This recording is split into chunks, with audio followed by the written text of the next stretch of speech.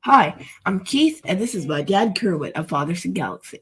Thank you for joining us. For our Star Wars in our community segment, we are honored to have Christopher Dickerson, who is the esteemed principal of the Gulf Elementary School in Upper Merion, Pennsylvania. Christopher grew up in Upper Merion and attended Candlebrook Elementary School and continued through Solderton Area High School, where he graduated before embarking on an impressive and academic path. He graduated from Westchester University with a Bachelor of Arts in Music, a Master's in Education from Cabrini University, and a Master's in Educational Leadership from Holy Family University. Throughout his 12-year tenure in the field of education, Mr. Dickerson has taught an array of grade levels ranging from kindergarten to sixth grade across school districts including Philadelphia, Norristown, and Upper Merion. Additionally, his passion for music has led him to teach private piano lessons for 15 years. Building upon his teaching expertise, he served as the Virtual Academy Coordinator for Upper Merion, later becoming assistant principal of Gulf Elementary School and then principal.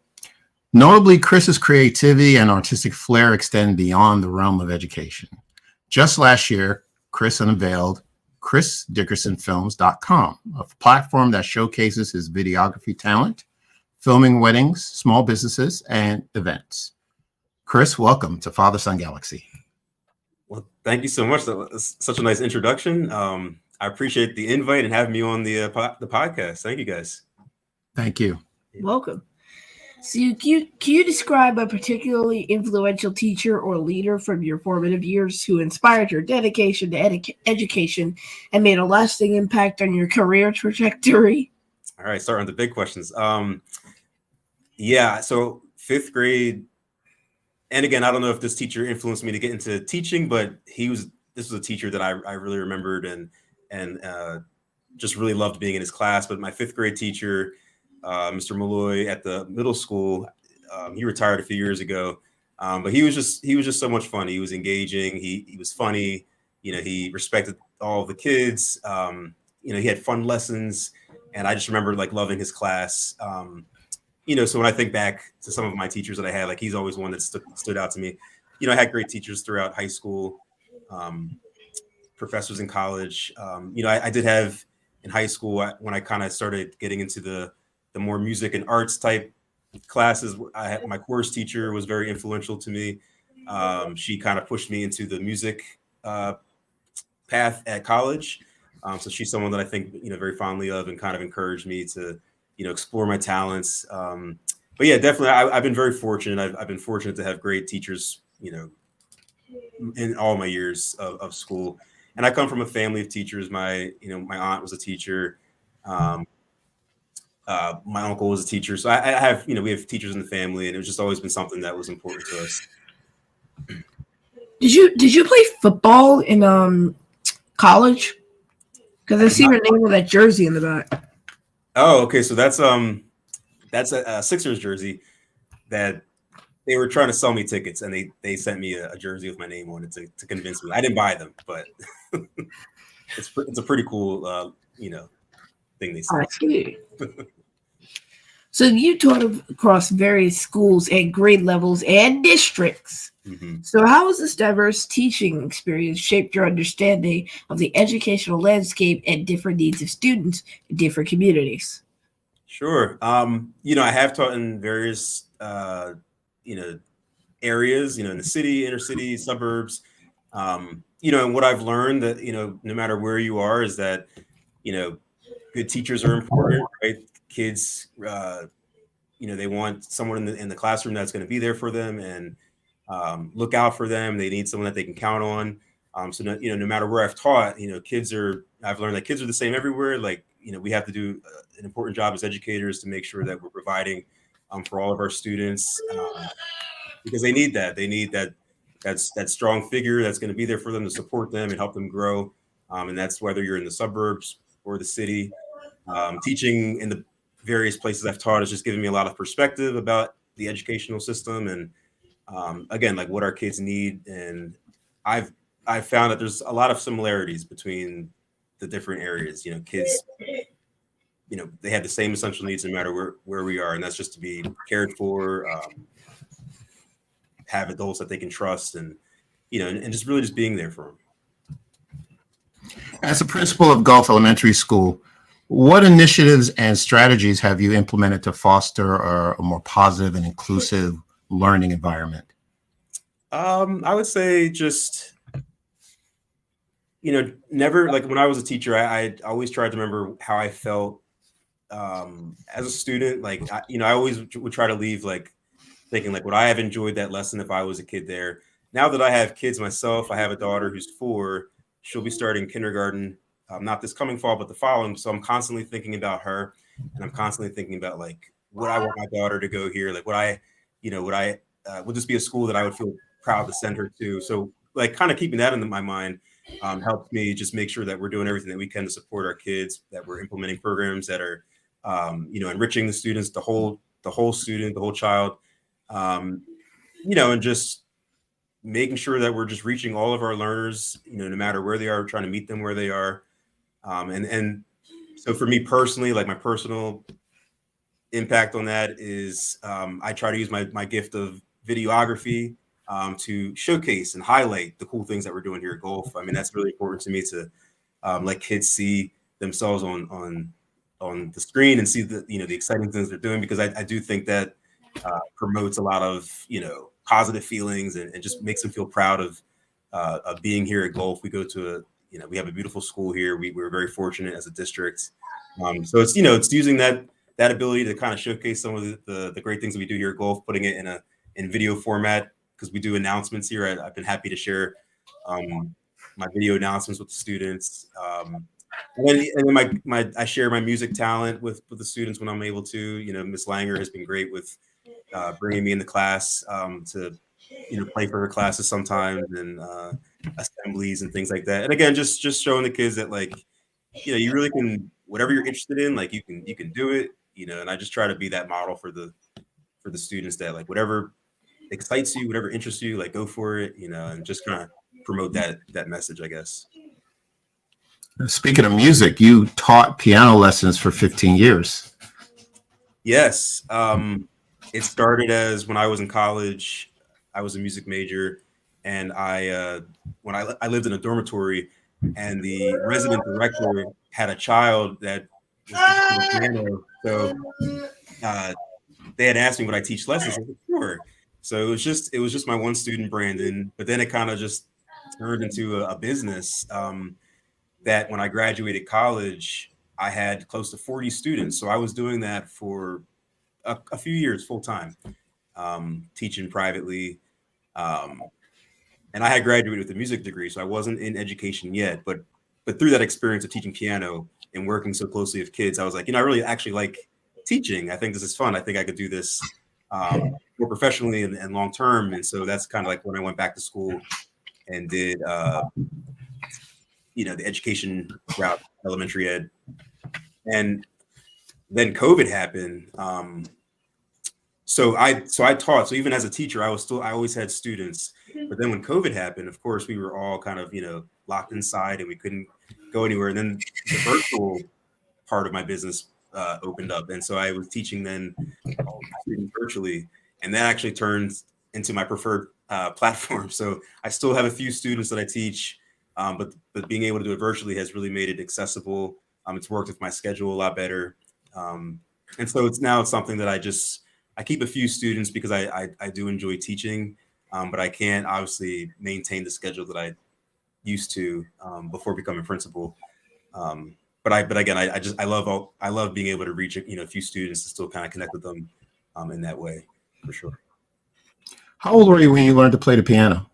I was 12, so I got a relatively late start for someone that kind of goes into it at the college level.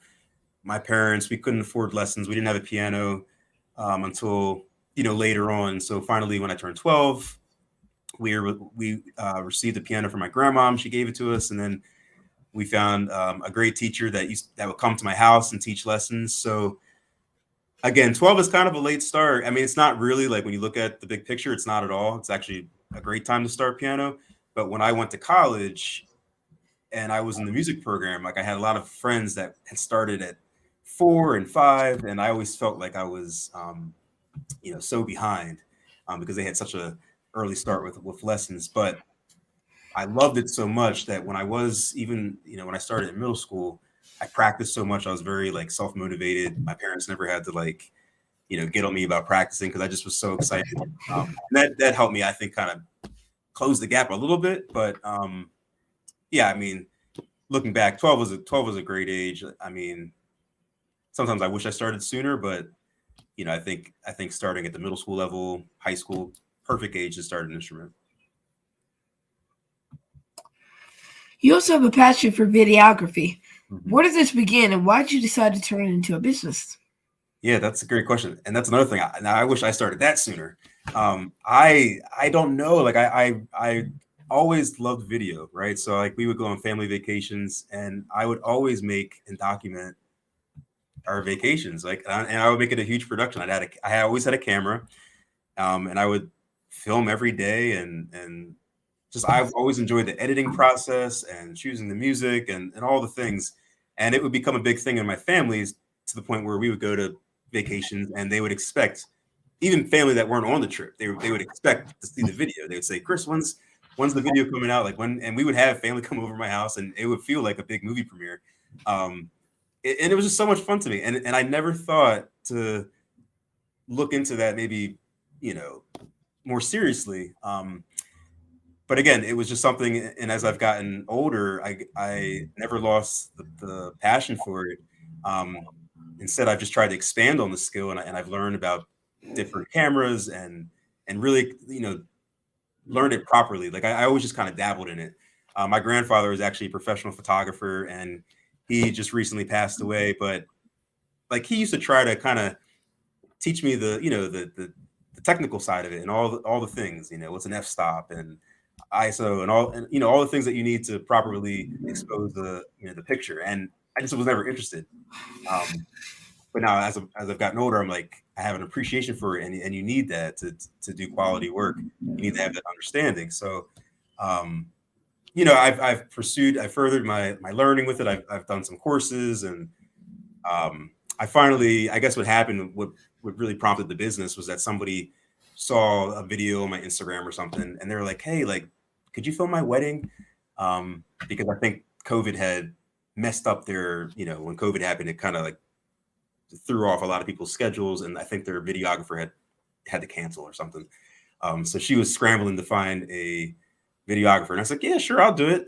I'll do it for free. I've never done a wedding. I mean, I hope you know that, going into this. And she was cool about it. I filmed that last June, and it turned out great, and I loved it, and it was so much fun. And I was like, wow, like I can make money just filming people's happiest day, and and they loved it, and it just turned into, again, I've done a few weddings now, and that turned into doing some work for a couple of small businesses. So yeah, if you have a talent and you can make some money, like why not, right? So I just decided that yeah, if I can fit it into my schedule. I'm very busy right now with the school thing, of course, but I've been able to work it out where I can kind of do some things here and there, and that's great because I have two girls now, and I just feel like I don't have as much money as I used to. So that's nice to have a little bit of extra. Yeah, I can understand that, but yeah, right. Yeah, you have the skill of a videographer. So now that you have children, you can capture their moments, Right. And that's what has been the best part. That's what I've really been doing. I just make videos of them all the time, and I'm happy that I'll be able to look back on that and kind of, remember these times, and that's been the best part. So that I always have somebody to film. My girls are always there, and they're used to it now. Like I'm always having the camera out, just try to make like cinematic little videos of them walking or taking a bath. Like, I'm probably like doing way too much, but it's fun. I enjoy it. How do you see technology and other forms of digital media shaping the future of student engagement and development? Yeah. I mean, it's obviously something that's not going away, and it's only going to expand, and we have to certainly adapt to it. I think like schools, like we have to adapt to, we have to meet the kids where they are, like to the point where, you almost question like certain things that we teach, like with such accessibility and quick access to, to our smartphones. I mean, it almost makes you wonder, like, how much time should we invest on things that maybe we spent more time on before, but now with this quick access to the internet and to all the things and the apps, like, do we need to maybe put our time and energy into adapting to this technology? The kids, like, they know this stuff inside and out, and we as adults have to keep up with them. We have to make sure that we're staying on top of the trends and the latest technologies and and all the things. So it's important that us as educators are willing to embrace that. Like, we can't resist as much as sometimes we want to, because we're just used to doing it the old way or the way that we did as kids. We have to kind of like move away from that mindset, because we're going to lose our kids. I mean, that's another reason why I think the video, like, I love doing the video stuff for the kids, because I mean, I just feel like this is the YouTube generation. You know what I mean? Like, our kids are finding answers on YouTube. They are using video to supplement their learning, and that's why I think it's so important that if I can meet the kids where they are with some videos explaining certain things or encouraging different things through video, like, that's why I'm really pushing for that. I was reading something, and it was like, what's the second biggest search engine in the world? Do you guys know that? Do you know which one that would be? Bing. No, right? Yeah, you would think it was Bing or Yahoo, but it's actually YouTube, right? So it's Google. First is Google, right? Exactly, Google. But then the second biggest search engine is YouTube, and that's ironically that's owned by Google. Yeah, exactly, right? Exactly. So Google's conquered like the top 2 spots. Yeah, it's amazing. So I think it's just kind of meeting the kids where they're at, recognizing that technology is not going away, and now, of course, AI. We have that to kind of not worry about, but just learn how to use and utilize appropriately. Mm-hmm. Looking ahead, what are your aspirations and goals for the future, both as an educator and a videographer? Well, again, all right, I'll do the video one first, because why not? The video, I just hope to continue to showcase, like, what is happening here at school, right? Like, I haven't had as much time as I wanted this year to do more kind of videos, but like, I just have so many ideas of, like, things that we can share with the community that you typically might not have seen before from the principal. I just think it's important for the community to see what we're doing, for the kids to see themselves on the screen and see, the impact that they're making at school. I think that's really cool. So if I can continue to do that, and then again with the video, just staying on this, again, I find that people respond well to video, like when you're trying to explain an important topic to families, or maybe there's some new procedures, there's some changes happening. If I can create a video to illustrate that a little bit better, I'm going to do that. And, we have families that we have lots of different languages, and sometimes it's hard sometimes it's easier to just have like a visual, like a video, to kind of make sure that everybody's kind of on the same page and really understanding it. And you're combating with people's attention spans now. And, a lot of times I might write a long email and I don't know if everybody's going to read it, but everybody's going to watch an engaging video that's talking about something happening at golf. And that's where I hope I can connect with families in ways that maybe traditional formats like newsletters or emails might not reach everyone. As far as some of my big goals here for the school,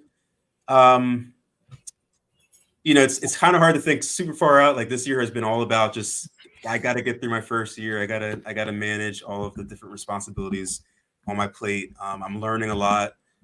It's been a lot. Your first year is always the toughest. This year reminds me a lot of my first year in the classroom as a teacher. And, there's just what feels like a million things coming at you. And I'm still trying to find, like, my system, my processes for managing the various tasks. So I have to admit, it's hard for me to project too far out into the future, because I've been so hyper focused on just getting everybody through this year successfully and safely. But yeah, I just hope to, my goal, of course, to, as an educator and as a principal, is that all of my kids are learning and reaching their fullest potential. I'm hopeful that kids will look back on their years at golf and have, just nothing but the most positive memories. I'm hoping that we're inspiring kids to, better themselves and to pursue, whatever it is that interests them, and to just be a support for the community. I want golf to be the a big focal point in our community. I want this to be a place where families can come together and have a place to, bring their kids, and I want families to feel, great about just dropping their kids off at golf, and that they feel safe and feel like that their child is, getting the best education as possible. And for my staff, I want my staff to be excited to come to work, and I want this to be a place that they're proud to work at. And, that's important to me too, because, we do have a tough job as teachers, and, there's just so many, they hear so much feedback and things from society about teaching, but we have such an important role. I think as far as like a society, like where would we be without our teachers, right? And so I want our teachers to feel encouraged and to feel supported by me, and proud of the career path that they've chosen. So if I can have any part of that, making them just have a better day at work, then that's really important. That's special to me, and that's kind of like what I hope to leave, during my time here at Golf. As far as attention span, sometimes you just got to give people the TLDR. Oh. Like, if you send somebody like a 500-page document, or sorry, that's outrageous, like a 50-page document, like everything you need to know for the job, you got to give somebody the TLDR, because that's, nobody wants to read through like 5 pages. And what is TLDR? Thank you. Too long didn't what? Read. Too long didn't read. Yes. Need the Cliff Notes version, right? Yeah. Have you ever heard of Cliff Notes? I was gonna say, Keith, you know that? Yeah. I mean, Brain Pop has Griff Notes. Great. So I looked it up. Yeah. Brain Pop is very popular in our household. I don't know if that's something that you use with your students, but yeah. Yeah, it's a district thing. Yeah. Oh, yeah, for sure. Yeah. So we are a Star Wars podcast. Okay. We do talk about, Star Wars, and we talk about, maybe we'd do that for this episode. Yeah, we talk about Marvel as well. I understand that you are a fan of both. Let's talk about Star Wars first. Tell us your story. How did you first learn about Star Wars, and what was your first film or TV series? Yeah, so I was probably 9 or 10. Let me think what year. So that would be like 90. Like I'm trying to think when I first saw it. Probably like 95 or 96. My dad, which is so funny. So my dad introduced me to Star Wars, and I remember as a kid thinking he was this huge Star Wars fan. Whereas I look back now, he was more of like a casual fan that thought it was a pretty cool movie. But he introduced me to Star Wars, and he showed. We watched the first one, Star Wars: A New Hope, and I loved it. I thought it was amazing. And then we watched Empire Strikes Back and Return of the Jedi. And that was all my dad had seen, like those 3, because at the time that was the only 3 that were out. I guess I continued with my Star Wars fandom, whereas he was just more of a casual fan. But for me, that did it. Like I was hooked. I can't remember what anniversary it was, but for my 10th birthday, I took friends to see A New Hope. They re-released it in theaters. Like George Lucas redid the 3 movies. I don't know if you remember that, and they would put them back in the theaters for remember that time, right? It was like a special edition. They added some new scenes, right? So that was for my 10th birthday, and I think it was my 10th birthday. Maybe you probably could find the dates. Maybe I'm not right, but took a bunch of friends to that. So I've just been a huge Star Wars fan. That turned into like video games, and there really weren't many TV series, until more recently. But Phantom Menace came out in '99. Like I was too young to see it at midnight, but I was there, opening day probably. And then I saw the next 2, Attack of the Clones and Revenge of the Sith. I was a huge, still am. I was a huge Star Wars fan. So that's kind of how I got into that. I dabbled in some of the books. I never could could connect for too long. You know, I didn't become a big reader until a little bit later, but I did try to read like the Thrawn series, and that's still on my Kindle actually. Heir to the Throne. That's the only one that I've gotten through. I haven't finished the series, but you know, I don't know. I just love it. And then when The Force Awakens, right? When The Force Awakens, that I was there like opening night. I think I had pre-order tickets. I dragged my wife to come see it with me. I mean, I was like so excited. I was so pumped. I had never been more excited. And then, am I saying too much about this? Am I? No. Okay. No, And not at all. so I have to say this. I was probably the most excited for a movie ever, even more than Force Awakens, when The Last Jedi was coming out. And I was so excited, so pumped. And I think more so because I knew that finally, like, Mark Hamill was going to be in it, you know, properly. And I just was just the trailers, like everything just looked so great. Now I have to say, and I don't know where you guys stand with this, but I was extremely disappointed in The Last Jedi. To the point where it kind of took me out a little bit, to be honest. It kind of like tampered down my Star Wars excitement. Like, it really did, because I had such, you know, and sometimes we go into these movies with too much anticipation, too many expectations. But the story went in a direction that I just didn't feel was consistent with just the whole, you know, the rest of the canon of movies. I just felt like they did some things that I was like not really into, and it kind of took me out of it a little bit, to be honest. Rise of Skywalker brought me back a little bit, but then at that point, I just was like really kind of disappointed that I felt like they squandered something that they can never get back. Like, they had the original cast. I just felt like they could have done so much more and so much. I don't know. Sorry, I don't want to bring this podcast down because I still love it. Like, it's still good. We're going down into the flaming water already. This is my journey with it. So, you know, it did kind of deflate it for me a little bit. Honestly, I just was really disappointed. And that actually got me to pull out Heir to the Throne, because I'm like, I need to read something where Luke is like the hero. And, you know, I need to read a series where they, you know, are consistent with how they've always, you know, treated our characters. Anyway, Mandalorian came out. Loved Mandalorian. Loved. I enjoyed the Obi-Wan series, but I think what they're doing on Disney Plus is going in the right direction. So, say all that to say that, you know, it is what it is. I've moved on. But I guess that's I've never talked about this at length before. Thank you guys for. Well, that's why we're here. I've never had anybody that knows what I'm talking about. Yeah. You know, it's you know, your path is very similar to mine, where, you know, I grew up watching the original trilogy, and to me, nothing beats those three films, the first three films. For sure. And I was excited, just as you were, when The Force Awakens was coming out. This is when Keith was about 4 years old, and that's when I introduced him to Star Wars. Okay. But I hear what you're saying about The Last Jedi. When I went to see it, I was hyped. Yeah. Obviously, yes, to see Mark Hamill. You came out with the adrenaline drained out of you, didn't you? Yeah. I mean, you know, like you said, the trailers we saw it together. Well, I saw it prior to taking you. What? Yes, because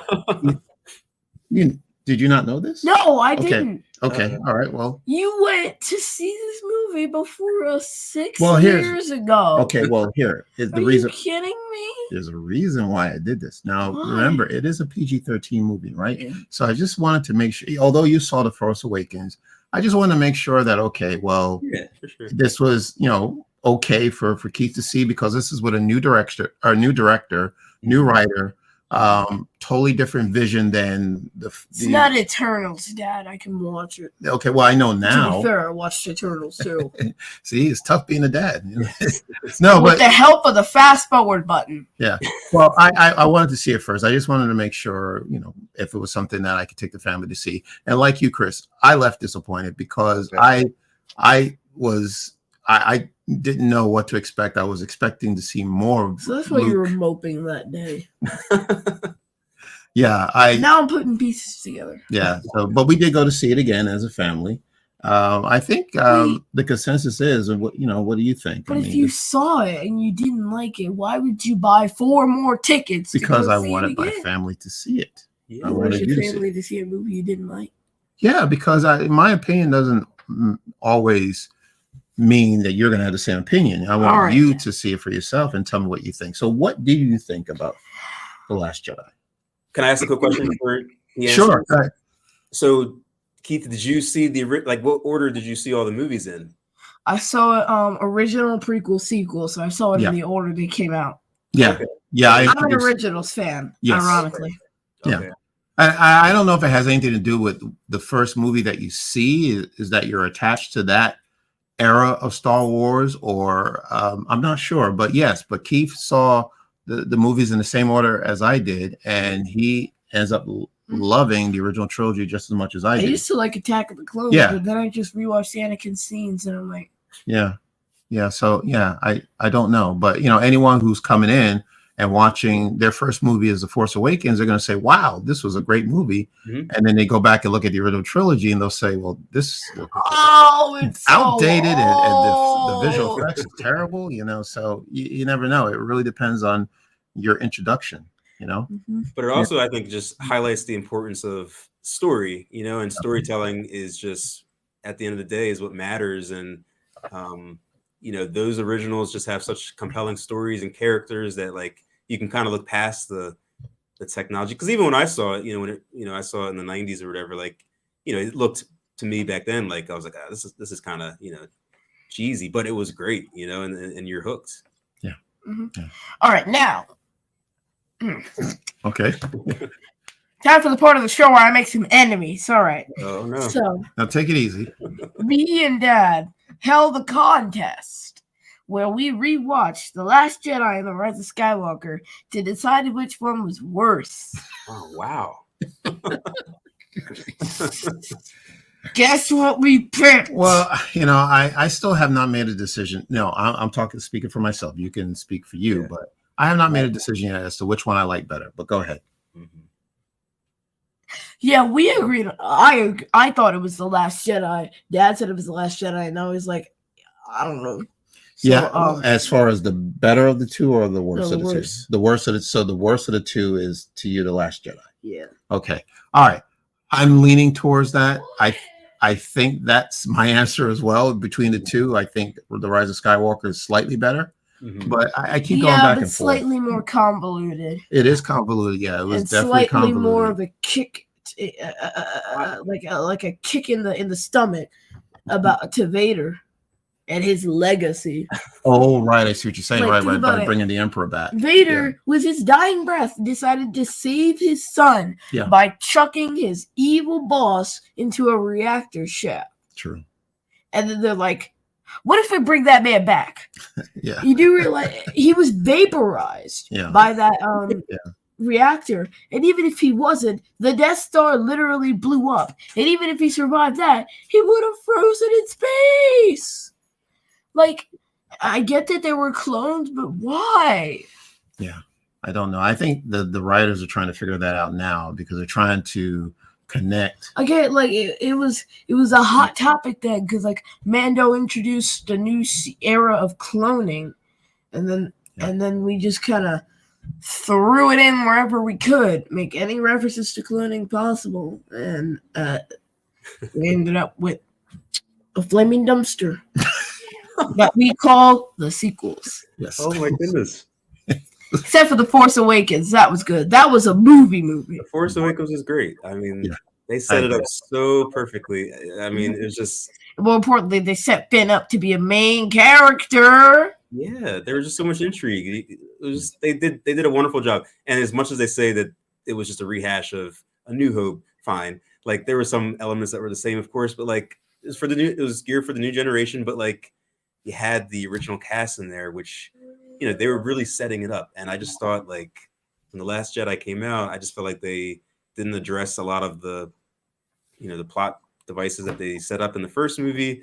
They just kind of glossed over them. Now, I didn't know if you wanted to hear my opinion on which one I thought was worse, but I actually think The Rise of Skywalker, I thought that was worse. I can see where you're coming from with that. But I thought with The Last Jedi, like, even though I didn't agree with the direction that the story went in, I thought that, because I happened to watch it. It was on TV. Like, and again, I've only watched these movies like maybe once or twice because I just couldn't stand to go through that again, right? It just disappointed me so much. But I happened to watch The Last Jedi, and it actually was like a really good looking movie. Like the effects were actually top notch, acting was great. Like I really like Adam Driver. I thought it was great that the scene in the throne room or the one room, the lightsabers, that was amazing. Like that was so cool. One of the coolest scenes. I think had they just maybe, all right, they went down that path, if they would have just stayed with that direction of the story instead of trying to like go back and undo it. Because then when the third one came out, it was just like, this makes no sense. Now you feel like you're just kind of like the Emperor coming back. Like really? Let me ask you this. Go ahead. Do you remember the words "Get this man off my bridge"? Was that the second one? That was The Last Jedi? Yes. Yeah. Do you remember the character known as Vice Admiral Holdo, or rather, how she was portrayed in The Last Jedi? Yes. The purple hair? Yes. Yeah. You still like it? That's just one character. That's a good point. I forgot about that. Was something that was kind of jarring about it, right? Yeah. They tried to do some comedy and it just didn't work. I don't know. Yeah. That's also funny. She gets to die for her hair by personally killing plants. Oh my goodness. Is that the story? Yeah, they put that in a comic. In the comments? In the comic book. So I didn't know that. No. Okay. Mm-hmm. I know she's very eccentric, that she, dresses differently than other people, and she does style her hair. With the tiara? Yes, right. Yeah. So yes, she's yeah. She's one of Leia's best friends. Imagine if Luke dressed up in a crown. Okay. Two different characters. So Chris, let me ask you this question. So you are a musician. Yes. How important is music and film to you? Because Star Wars has, in my opinion, some of the best music I've heard in cinema history. Mm-hmm. So, do you pay attention to the music in movies such as Star Wars? Oh, for sure. I think that's what got me into music, because I've always been into film scores. Like I would hear, a piece and be like, oh, it's from this scene of the movie. Like I connect with the music more than the like if the movie doesn't have a good soundtrack or score, I often am not as into it. So, I'm really drawn to movies with strong scores. Like, I'll listen to the score before the movie comes out a lot of times. And my early years, like when I first got into piano lessons, like I just wanted to play all of John Williams' music, right? All of his themes, Hans Zimmer, so I connect first with the soundtrack and then with the movie for sure. Wow. Yeah. I've been collecting soundtracks since I was 10. Dad has the original audio recordings of A New Hope and The Empire Strikes Back. Yeah. Have you ever heard of The Jedi? Well, okay. When you say original recordings, you're talking about the album? Yeah, the audio tapes. Oh, okay. Well, all right. That's the radio dramas. Yes, the radio dramas, right? So those are the radio dramas. But as far as the music, I've been collecting soundtracks since I was 10, and my first soundtrack was Superman. Okay. Williams. Yeah. So I've been a fan of John Williams for since I was 10 years old. So close to 50 years. So and I think that music does play an important part with Star Wars. I think why Star Wars is so popular is because of the music. If the music was maybe not as heroic or triumphant as it's been over the years, I don't know if Star Wars would be as popular. So I give a lot of credit to John Williams. Imagine if the music was like if we, for those kind of films, it can't be sedated. It can't be just elevator music in the background. It's gotta be like exactly. Yeah. And I think honestly, that's gotta be cracking whips. Yes. You gotta be spinning blasters. I was gotta have a Wookiee sidekick. Okay. Go ahead, Chris. No. I was gonna say the fact that he did the sequel trilogy too. Like he did all 9 movies, He did. Which kind of tied. Like that was the one thing that kind of tied it all together. At least was music. John. Yes. Yeah. That's the one thing I would say throughout the 9 films that never disappointed. with the music. I Yeah. hope John Williams can compose some more song albums for the next Star Wars movies coming out. Oh well, I mean, we don't know. Yeah. We'll see. We'll see what the next I'm Star. hopeful. No, we'll find out. All right. Yeah. Okay. And you're also a Marvel. John Williams, 70. He is 91, Keith. 91. Yeah. Yeah. 91. He is 91 years old, No. so he's still going strong though. No, It's hard to believe. Yeah, he's 91. Yeah. Yeah. And So he still composes. yeah. Mhm. So, do you have a favorite Star Wars movie? The Star Wars movie. Let's see. Probably Empire Strikes Back. Yeah. Same here. Yeah. Okay. And I do like Revenge of the Sith too. I didn't love the prequels as much, but as I've rewatched them, I do appreciate them more. So I think like Empire Strikes Back, and I think Revenge of the Sith was great also. I'm gonna be the outlier here, and I'm gonna say Return of the Jedi. Yeah, that one too. That was a great movie. Yeah. I saw it in theaters, and I just declared it's my favorite movie now. Yeah, we saw it when they released it earlier this month. Oh, for nice. 40th anniversary. Yeah, That's it's awesome. fantastic. I thought Rogue One honestly was awesome too. Yeah. And that if only we saw the re-release because they didn't play it on Labor Day weekend. Yes, the re-release. Yes, yeah. Yes. They didn't play it on the holiday weekend. Yeah. They played it afterwards. Well, it's okay. Good logic. Yeah, and it only stayed in the theater for a week, so it was very hard to try to catch it. They broke up the week. Yeah. So the weekend when they would get the most views is when they weren't showing it.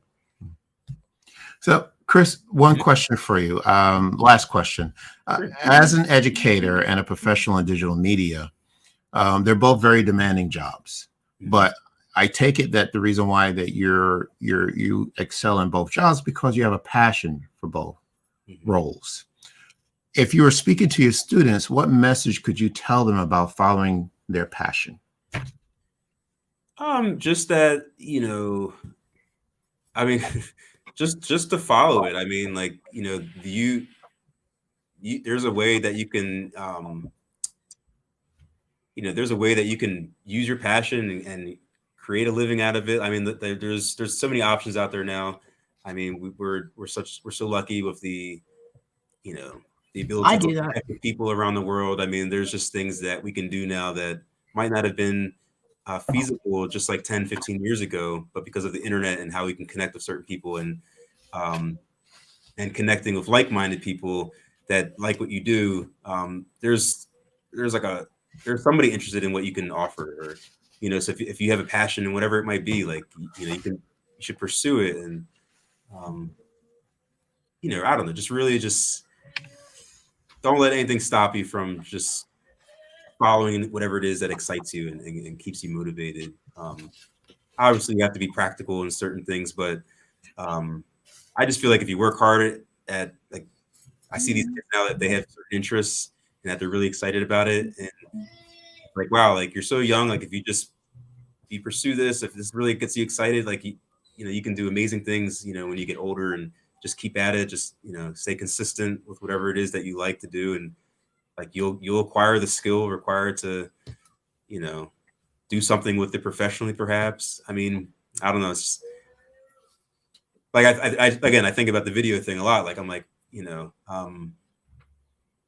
maybe if I had discovered it earlier on, like I don't know, maybe I would be doing something differently today, perhaps more with video. But I'm also excited right now that I have an opportunity to still do something that I'm really enjoying in being a principal. But I also, because of, again, I've learned so much on the internet about videography, and my skills have increased because of like online courses and stuff like that. Like whatever it is that you're interested in, like you can pursue stuff still. You can still have other side interests. And I would just encourage kids to just do what makes you happy, what makes you excited. There's no more traditional paths. I feel like like one thing that we do here that I love at Golf is we have the 4th grade trip to the technical career high school, because there's other career paths besides 4-year college. Like there's other things that you can go, there's other avenues that you can go down. It doesn't have to be necessarily the same for everybody. Like find what interests you, and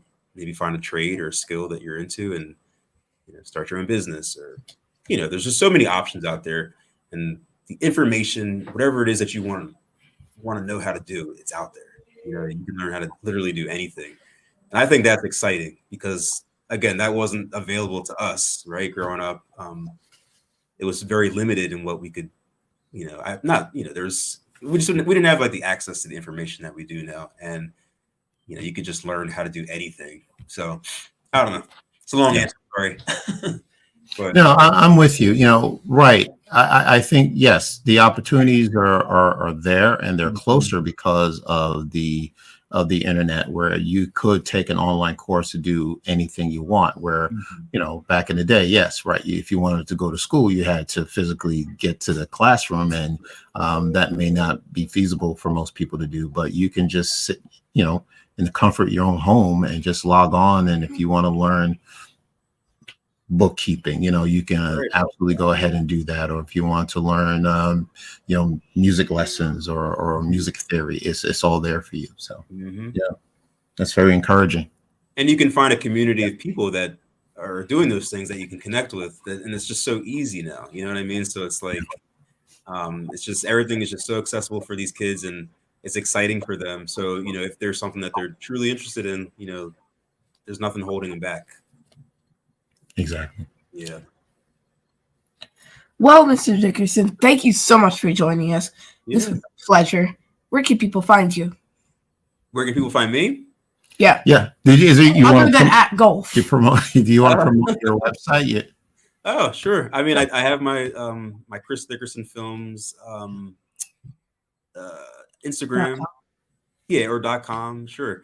And again, that's just the Instagram and the website are just like a small collection of some of the work I've done more recently.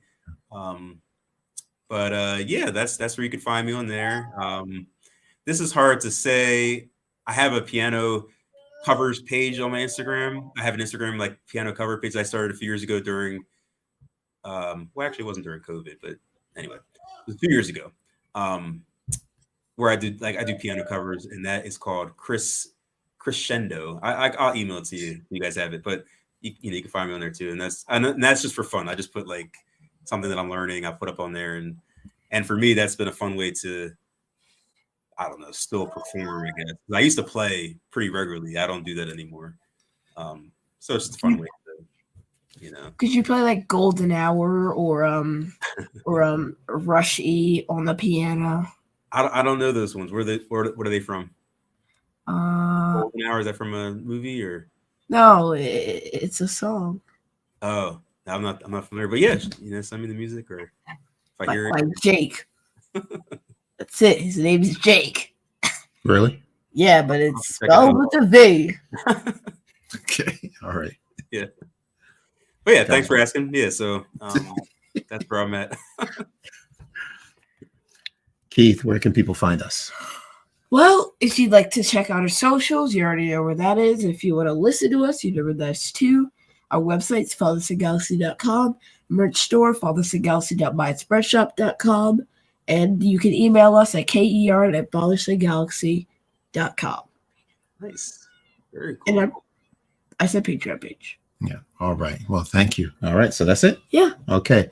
Thank you, Christopher Dickerson, the principal of Gulf Elementary School in Upper Merion, Pennsylvania. Thank you so much for joining us on this Star Wars in our community. We really appreciate it. It's been a pleasure. Thank you for having me. It's been fun. Yeah. Yes, thank you. And thank you all for joining us, listening to us, or watching us. So until next time, take care, and we will see you again.